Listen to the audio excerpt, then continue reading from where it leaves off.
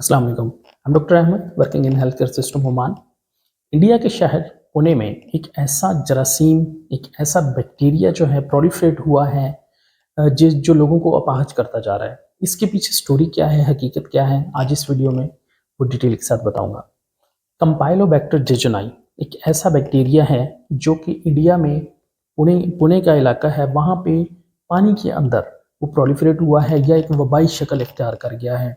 जो लोग वहाँ का पानी, वो गंदा पानी इस्तेमाल कर रहे हैं, उनमें ये जरासीम जा रहा है और ये एक बीमारी प्रोड्यूस कर रहा है जिसे बोलते हैं ज्ञान भरी सिंड्रोम या जीबीएस। अब जीबीएस क्या है? जीबीएस जो है वो काफ़ी अरसे से इस कुरार्स में मौजूद है, लेकिन उसकी इतनी बड़ी तादाद में किसी एक इलाके में होना ये पहले कभी नहीं देखा गया।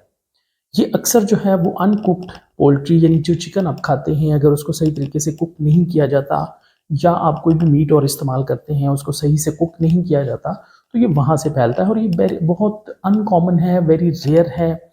आपको तकरीबन, अगर टर्शियरी केयर हॉस्पिटल में भी काम कर रहे हैं तो आपको कोई हफ्ते में कोई एक केस आता होगा, 1 इन थाउजेंड्स।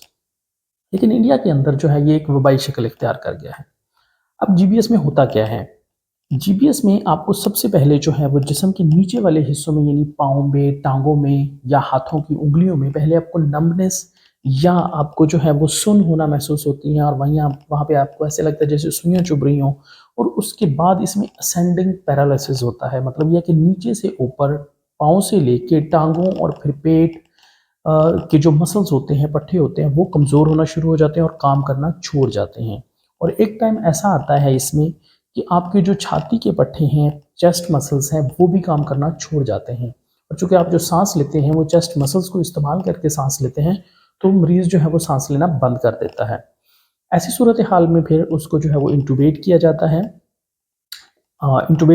है और वेंटिलेटर या मशीन के ज़रिए से उसको साँस दिया जाता है। अब ये जो जीबीएस है ये बेसिकली एक न्यूरोलॉजिकल डिसऑर्डर है और इसमें जो आपकी नर्व्स होती हैं, जो दिमाग से जो सिग्नल लेके तारें जाती हैं बॉडी के मसल्स की तरफ, वो काम करना बंद करती हैं और ये उस पे अटैक करता है। अब इसका जो आगे प्रोसेस होता है इसके ट्रीटमेंट का, वो ये होता है कि पेशेंट, अगर तो उसके छाती के मसल्स जो है वो काम करना छोड़ गया है, वो सांस लेना बंद कर गया है, तो उसको इंटुबेट किया जाता है, यानी उसकी सांस की नाली डाली जाती है और उसे वेंटिलेटर पर डाल दिया जाता है। इसकी जो ठीक होने का तकरीबन टाइम होता है वो तकरीबन जो है वो 2 टू 3 वीक्स होता है और पेशेंट को जो है इससे ज़्यादा भी वेंटिलेटर पे रहना पड़ सकता है।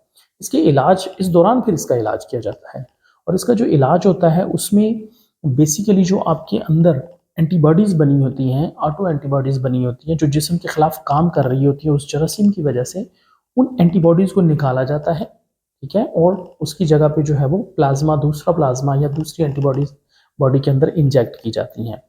इसके अलावा इसमें प्लाज़्माफोरेसिस एक प्रोसेस है जिसके ज़रिए से वो सारी एंटीबॉडीज़, यानी आपका ब्लड एक बाहर निकाला जाता है एक तरफ से और मशीन के ज़रिए वो ब्लड जो है वो प्रोसेस होता है और उस प्लाज़्मा में से वो मशीन जो है वो सारी की सारी एंटीबॉडीज़, यानी जो जिस्म के अगेंस्ट काम कर रही होती हैं, उसको निकालती है और बाकी ब्लड फिर दोबारा से जिस्म में दाखिल कर दिया जाता है। याद रखें ये सेटअप जो है ये आईसीयू में होता है और आईसीयू के अंदर ये जो है प्रोसेस किया जाता है। इसके अलावा इसमें इम्यूनोग्लोबुलिन्स भी दी जाती हैं, यानी कि एंटीबॉडीज़ भी दी जाती हैं। ये दोनों जो ट्रीटमेंट्स हैं ये काफ़ी एक्सपेंसिव होते हैं, लेकिन गवर्नमेंट हॉस्पिटल्स में ये तकरीबन फ्री ऑफ कॉस्ट होते हैं। लेकिन वो भी अक्सर हॉस्पिटल्स में मौजूद नहीं होते और कुछ एनजीओज़ या अगर मैं अपने हॉस्पिटल की बात करूँ जहाँ पे मैं काम करता था, तो वहाँ पे एनजीओज़ के थ्रू हम ये ट्रीटमेंट करते थे। लेकिन इस तरीके से इसका एक इतने मैस लेवल पे, इतने ज़्यादा लेवल पे, पूरा सिटी के लेवल पे इसकी इस तरह से आउटब्रेक होना एक बहुत ख़तरनाक सिचुएशन है। और उसकी वजह जो है वहाँ पे बताया जाता है कि जो उसका वाटर है, उस एरिया का पानी है, वो कंटामिनेट हुआ है और लोग जब उसको यूज़ कर रहे हैं तो उसकी वजह से ये इसका फैलाव जो है वो बढ़ता जा रहा है। तो बात याद रखने की ये है कि कोई भी जरासीम अगर तो वो कंटेन्ड है, कभी-कभार कहीं होता है तो उसके बारे में ज़्यादा बात नहीं की जाती। लेकिन जब उसकी आउटब्रेक होती है तो लोगों को थोड़ा-सा ये सोच लेना चाहिए कि उसके बारे में ज़रूर इन्फॉर्मेशन लें कि वो फैलता कैसे है और उसके फैलाव को रोका जाए। क्योंकि अगर ये बीमारी होती है तो इससे जान को खतरा होता है और बहुत एक्सपेंसिव इसका ट्रीटमेंट होता है। आईसीयू में 15 टू 21 डेज़ तक रहना इटसेल्फ बहुत एक्सपेंसिव होता है और फिर उसके ऊपर उसके जो 2 ट्रीटमेंट ऑप्शंस हैं, प्लाज़्माफोरेसिस और इम्यूनोग्लोबुलिन्स, वो और ज़्यादा एक्सपेंसिव ऑप्शंस होते हैं। तो आई होप आपको इससे कुछ थोड़ा समझ आई होगी। गियान बरे सिंड्रोम, इसके बारे में सर्च कीजिए, ये कैसे फैलती है और इसके बारे में एहतियात